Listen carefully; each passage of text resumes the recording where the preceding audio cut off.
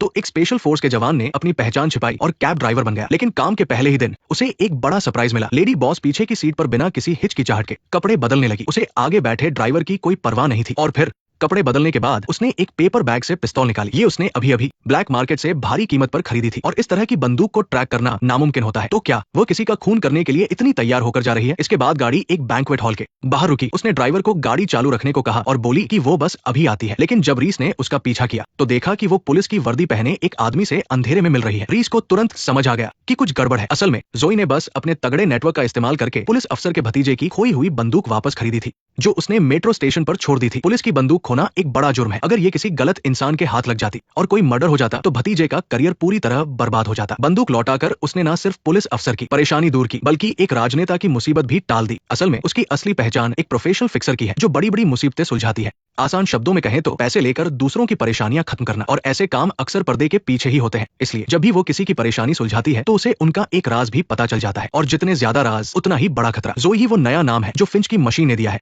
इसका मतलब है कि उसके साथ कोई बड़ी हिंसक घटना होने वाली है। और अभी तक की जानकारी के हिसाब से जोई शायद शिकार होने वाली है, न कि हमला करने वाली। इसीलिए रीस ने एक कैब ड्राइवर बनकर उसके करीब जाने और उसे बचाने का फैसला किया। जल्द ही जोई को एक नया काम मिलता है। एक फार्मा कंपनी का मैनेजर चाहता है कि वो एक ब्लॉगर से एक ऑडियो रिकॉर्डिंग खरीद ले। उसका कहना है कि इस रिकॉर्डिंग में कंपनी के बॉस और एक लेडी एम्प्लॉय के अफेयर की बात है। बॉस की शादी एक बहुत अमीर परिवार में हुई है और उसकी पत्नी का पिता ही कंपनी का चेयरमैन है। और ये वो वक्त है जब चेयरमैन पूरी कंपनी की कमान बॉस को सौंपने वाला है। अगर ये रिकॉर्डिंग उसकी पत्नी या ससुर के हाथ लग गई तो बॉस को कंपनी तो मिलेगी ही नहीं, बल्कि उसे घर से भी निकाल दिया जाएगा। मैनेजर ने $50,000 देने के बाद कहा कि रिकॉर्डिंग किसी भी कीमत पर सीक्रेट रहनी चाहिए। ऐसा लगता है कि जोई अक्सर इस कंपनी की मुसीबतें सुलझाती है। इसके बाद जोई उस ब्लॉगर से मिलती है। ये आदमी बड़ी कंपनियों में छुपे हुए माइक लगाता है और अंदर की जानकारी निकालकर उन्हें ब्लैकमेल करता है। इसलिए उसे इस तरह की डील करने की आदत है। और ये दिखाने के लिए कि उसकी रिकॉर्डिंग बहुत कीमती है, उसने उसे प्ले भी कर दिया। लेकिन जोई ने वादा किया था कि वो रिकॉर्डिंग को सीक्रेट रखेगी। उसने तुरंत लैपटॉप बंद किया, पेन ड्राइव निकाली और पैसे देकर अपना काम पूरा किया। हालांकि ब्लॉगर ब्लैकमेल करने में माहिर है, लेकिन रीस को लगता है कि वह जोई के लिए जान का खतरा नहीं है। इसका मतलब है कि जोई की जान को खतरा कहीं और से है। ये जानने के लिए कि उसके आसपास क्या खतरा हो सकता है, रीस ने जानबूझकर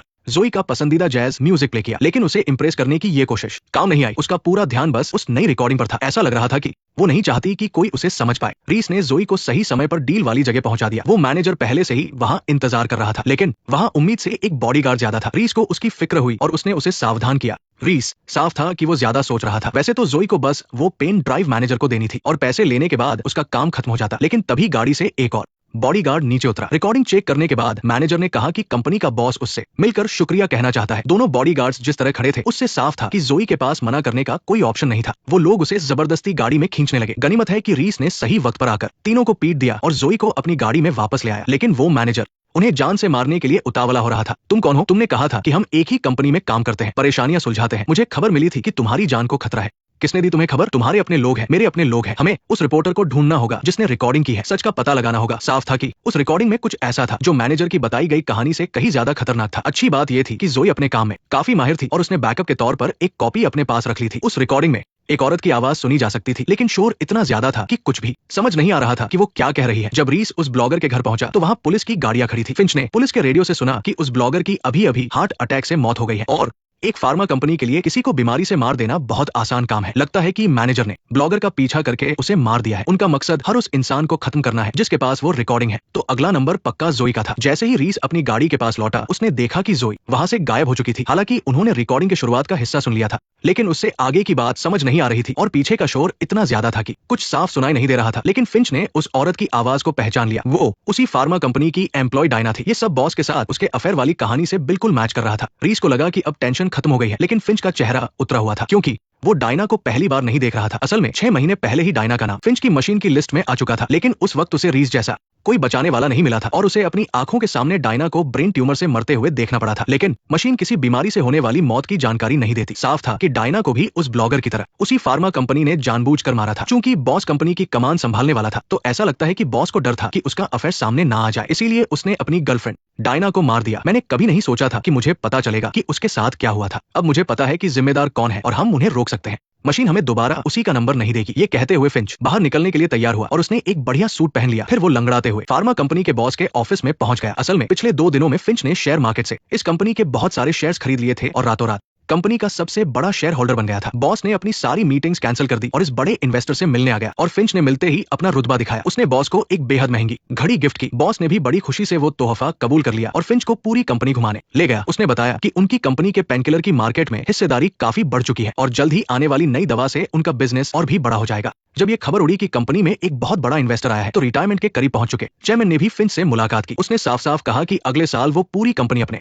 दामाद को सौंपने वाला है। उसकी बातों से लग रहा था कि उसे अपने दामाद पर पूरा भरोसा है। फिंच उसे बताना चाहता था कि तुम्हारा दामाद तुम्हारी बेटी को धोखा दे रहा है और तुम बेवकूफों की तरह उसी धोखेबाज को अपनी कंपनी देने जा रहे हो। लेकिन फिंच ने इतने पैसे लगाकर कंपनी के शेयर्स सिर्फ इसलिए खरीदे थे ताकि वो माइक वाली घड़ी बॉस के ऑफिस तक पहुंचा सके। उसने मैनेजर को बॉस से कहते सुना कि ब्लॉगर का काम तमाम हो चुका है लेकिन जोई और वो ड्राइवर अभी भी गायब है। बॉस नहीं चाहता था कि उसकी कुर्सी पर कोई खतरा आए, इसलिए उसने मैनेजर को हुक्म दिया कि किसी भी तरह उन दोनों को मार दे और ये पक्का करे कि जिन लोगों ने भी वो पेन ड्राइव देखी है वो सब जिंदा ना बचे। माइक वाली घड़ी से उन्हें एक और बड़ा सुराग मिला। असल में डायना की वो रिकॉर्डिंग ऑफिस के वाटर कूलर के पास छुप कर की गई थी। उस हिस्से का शोर हटाने के बाद डायना की आवाज काफी साफ सुनाई देने लगी। डायना रिकॉर्डिंग में कह रही थी कि नई दवा में कुछ गड़बड़ है। इसका मतलब है कि उसका बॉस के साथ कोई अफेयर नहीं था, बल्कि उसे पता चल गया था कि नई दवा में एक जानलेवा कमी है और जब वो ये बात दुनिया के सामने लाने वाली थी तो बॉस ने उसे मरवा दिया। एक बेकसूर की इस तरह हुई मौत से फिंच अंदर ही अंदर खुद को और ज्यादा कसूरवार मानने लगा। तभी सिस्टम से जोई की लोकेशन का पता चला। रीस तुरंत उस लोकेशन पर एक रेस्टोरेंट में पहुंचा। टेबल पर रखे 2 वाइन के ग्लासेस को देखकर लग रहा था कि जोई को पहले से ही पता था कि उसके फोन की लोकेशन ट्रैक हो रही है। वो तो वैसे भी क्रिमिनल्स के बीच काम करती है, इसलिए उसके लिए ये कोई बड़ी बात नहीं थी, लेकिन उसे हर चीज अपने कंट्रोल में रखने की आदत है और उसे रीस का ऐसे पीछा करना बिल्कुल पसंद नहीं आया। लेकिन गायब रहने के दौरान जोई ने भी डायना की मौत का सच पता लगा लिया था। जब वो बीमार थी तब भी काम कर रही थी। मारे जाने से 5 दिन पहले उसे अस्पताल से बाहर ले जाया गया था। जहां तक ऐसे फिक्सर्स की बात है, लोग मानते हैं कि वो बहुत लालची होते हैं और पैसों के लिए कुछ भी कर सकते हैं, लेकिन जोई थोड़ी अलग निकली। जब उसे पता चला कि डायना फार्मा कंपनी का सच सामने लाने के चक्कर में मारी गई तो जोई ने छुपना छोड़कर उस घटिया कंपनी के खिलाफ पुख्ता सबूत ढूंढने का फैसला किया। और ये भी अच्छा ही हुआ कि रीस गाड़ी भी चला सकता था और मारपिटाई में भी माहिर था। फिंच को डायना की पूरी ऑडियो फाइल मिल गई, लेकिन मिशन से ठीक पहले जोई उस पुलिस अफसर से मिली जिस पर उसका एहसान था। उसने उसे हिदायत दी कि अगर आज रात फार्मा कंपनी से कोई शिकायत आए तो पुलिस उसे अनदेखा कर दे। अफसर भी अपना एहसान जल्द चुकाना चाहता था, इसलिए वो तुरंत मान गया। फिंच ने फार्मा कंपनी का सिक्योरिटी सिस्टम हैक कर लिया था, जिसकी मदद से रीस ने कार्ड वाले दरवाजे का अलार्म सिस्टम डीएक्टिवेट कर दिया। दोनों आसानी से कंपनी के अंदर घुस गए और रास्ते में गश्त लगा रहे गार्ड से भी बच निकले। सीईओ के ऑफिस में घुसने से पहले रीस ने सिर्फ एक पेपर क्लिप से ताला खोल दिया। ये देखकर जोई समझ गई कि ये आदमी कोई मामूली इंसान नहीं है। दोनों छुपकर सीईओ के ऑफिस में घुस गए। हालांकि कंप्यूटर से डायना से जुड़ी सारी साइलेट डिलीट कर दी गई थी, लेकिन फिंच के रिकवरी सॉफ्टवेयर की मदद से उन्होंने डिलीट की गई वो सीक्रेट साइलेट ढूंढ निकाली। इनमें डायना की नई दवा के क्लिनिकल ट्रायल की रिपोर्ट थी, लेकिन मेडिकल बोर्ड से पास हुए वर्जन और असली वर्जन में ट्रायल करने वालों की संख्या कम थी। और कुछ ही समय पहले इन सभी लोगों की हार्ट सेल होने से मौत हो गई थी। इतनी ज्यादा मौतों का आंकड़ा ये बताने के लिए काफी था कि ये नई दवा कोई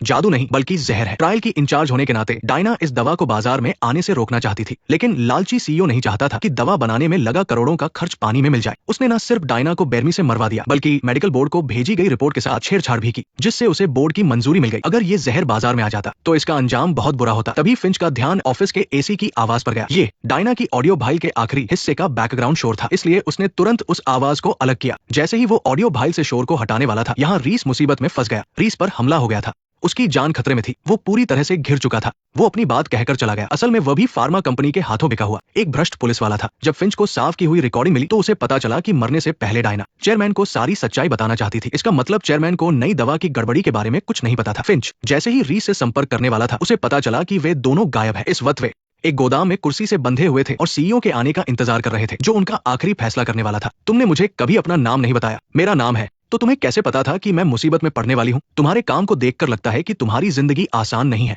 शायद तुम्हें अपने काम करने का तरीका बदलना चाहिए। तुम्हें मुझे दोष नहीं देना चाहिए। इसके अलावा तुम मेरे बारे में कुछ नहीं जानते, मैं तुम्हारे बारे में सब जानती हूँ। असल में रीस ने जोई के बैकग्राउंड के बारे में पहले ही पता लगा लिया था। वो एक अमीर परिवार में पली बड़ी थी और उसके पिता एक राजनेता थे, लेकिन बाद में भ्रष्टाचार के एक मामले में उन्हें नौकरी से निकाल दिया गया, जिससे उनका परिवार बर्बाद हो गया। इसके बाद वो एक अमीर शहजादी नहीं रही और उसे अपनी माँ के साथ एक छोटे से अपार्टमेंट में रहकर गुजारा करना पड़ा। मेरे पिता एक पार्टी लीडर थे, एक रोबोट जैसे राजनेता। उन्होंने वही किया जो उन्हें करना चाहिए था, जब तक कि पुलिस नहीं आई और उन्हें निशाना नहीं बनाया। तब मीडिया वालों ने कई हफ्तों तक हमारे घर के बाहर डेरा डाले रखा। फिर एक आदमी आया। वो आदमी पुलिस स्टेशन से इन अजीब हालात को संभालने के लिए भेजा गया था। उसने बस 2 बातें कही और वे अखबार वाले अपना सामान पैक करके वहां से चले गए। वे फिर कभी वापस नहीं आए। तब मुझे एहसास हुआ कि मैं भी यही काम करना चाहती हूँ। उधर फिंच की हालत बहुत खराब थी। वो समझ गया था कि जोई और रीस खतरे में है, इसलिए उसने आखिरी रास्ता अपनाते हुए फार्मा कंपनी के सेक्रेटरी को फोन किया और रातों रात पुराने चेयरमैन से मिलने की मांग की। वो उस सीईओ का पर्दाफाश करना चाहता था जो छुपकर जहर बना रहा था। इस बीच गुस्से से पागल सीईओ उन दोनों को मारना चाहता था, लेकिन जोई ने कहा कि उसने पहले से ही प्लान भी तैयार कर रखा है। उसने असली रिपोर्ट अपने एक दोस्त को ईमेल कर दी है। अगर आज रात उसे कुछ भी हुआ तो कल के अखबारों की हेडलाइन में फार्मा कंपनी की नई दवा का ही स्कैंडल छपेगा। ये सुनकर सीईओ घबरा गया और उसे समझ नहीं आया कि वो क्या करे। तभी पुराना चेयरमैन वहां पहुंचा। असल में इस पूरी साजिश के पीछे उसी का हाथ था। मार्क, ये दोनों अभी तक जिंदा क्यों हैं? ये कह रही है कि इसके पास एक रिपोर्ट है। मुझे लगा था कि तुम इस जरूरी काम को संभालोगे। मिस मॉर्गन, आप बेकार में इतनी जिद कर रही है। हर नई दवा का कोई ना कोई साइड इफेक्ट जरूर होता है, इसलिए हम पब्लिसिटी का सहारा लेते हैं। मैं तुम्हें वो रिपोर्ट दे दूंगी, मैं तुम्हें वहां ले चलूंगी। ठीक है। अच्छी बात यह थी कि पुराना चेयरमैन और जोई एक दूसरे को पहले से जानते थे। उसे पता था कि जोई जैसे लोग सिर्फ अपने फायदे के बारे में सोचते हैं, इसलिए वो बिना कुछ किए रिपोर्ट वापस कर देगी। जाते जाते जोई ने रीस को ये नसीहत देना नहीं भूला कि इंसान को हमेशा अपना एक तुरुप का इक्का बचाकर रखना चाहिए। उसे प्यार से किस करने के बाद जोई सीईओ के साथ रिपोर्ट लेने चली गई, लेकिन उसने चुपके से रीस को एक पेपर क्लिप दे दी, क्योंकि उसे पता था कि ये आशिक खुद को बचा सकता है। इधर उस गंजे आदमी ने रीस को मारने के लिए जहर तैयार कर लिया था। रीस ने एक ही नजर में पहचान लिया कि वो पोटेशियम क्लोराइड था। जोई ने अपने उस दोस्त से फोन पर बात करते समय जानबूझकर मिलने की जगह नेवी शिपयार्ड तय की थी, क्योंकि उसे पता था कि फिंच उसके फोन की जासूसी कर रहा है। इसलिए बचने के बाद रीस को ये पता चल जाएगा कि जोई आखिर में कहां मिलने वाली है। जब जोई सीईओ के साथ उस शिपयार्ड में पहुंची तो सामने ब्लैक मार्केट वाला लड़का खड़ा था। असल में जोई ने अपनी सुरक्षा के लिए ये दूसरा प्लान भी बना रखा था। अगर रीस उस गंजे आदमी से नहीं बच पाता तो ये लड़का अपने आदमियों के साथ आकर उसे बचा लेता। लेकिन सीईओ ने जोई की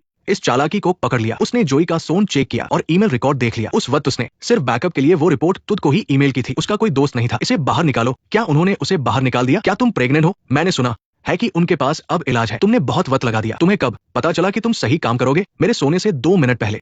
दूसरी तरफ पूरी सच्चाई जानने के बाद भी फिंच ने पुराने चेयरमैन के साथ अपनी मीटिंग कैंसिल नहीं की। वो बूढ़ा आदमी दिखावे के लिए फिंच के इन्वेस्टमेंट की तारीफ करने लगा और बोला कि जैसे ही उनकी कंपनी की नई दवा मार्केट में आएगी फिंच के शेयरों की कीमत आसमान छूने लगेगी। लेकिन उस बूढ़े को ये नहीं पता था कि उसके सामने जो इंसान बैठा है उसे सब कुछ पता है। फिंच का पहले किया गया इन्वेस्टमेंट सिर्फ फार्मा कंपनी के बड़े अफसरों तक पहुंचने का एक जरिया था। अब उसका प्लान कामयाब हो चुका था, इसलिए उसने रातों रात अपने सारे शेयर बेच दिए और उल्टा करोड़ों डॉलर लगाकर उसे शॉर्ट कर दिया। इसी एक दाव से उसने उस बूढ़े आदमी और उसकी पूरी कंपनी को बर्बाद कर दिया। आखिरकार उस फार्मा कंपनी के चेयरमैन और सीईओ दोनों पर धोखाधड़ी और मर्डर का केस दर्ज किया गया। इसमें जोई का भी बहुत बड़ा हाथ था। उसने बचने के तुरंत बाद वो असली रिपोर्ट उस फार्मा कंपनी के विरोधियों को बेच दी। इसके बाद उन लोगों ने ही सारी सच्चाई दुनिया के सामने ला दी। इससे न सिर्फ बुरे लोगों को सजा मिली बल्कि उसे विरोधी कंपनी से एक बहुत बड़ी रकम भी इनाम में मिली। सच में उसने अपना पूरा फायदा निकाला, लेकिन उसने उस पैसे का ज्यादातर हिस्सा डायना के परिवार वालों को दान कर दिया। इसलिए इस पत्थर दिल दिखने वाली लड़की की दुनिया में सिर्फ चालाकी ही नहीं बल्कि एक अच्छी इंसानियत भी छुपी है। मैंने ये भी सुना है कि अफसर कुछ बहुत ही गंभीर करप्शन के मामलों को लेकर बहुत गुस्से में है। उसने पक्का कुछ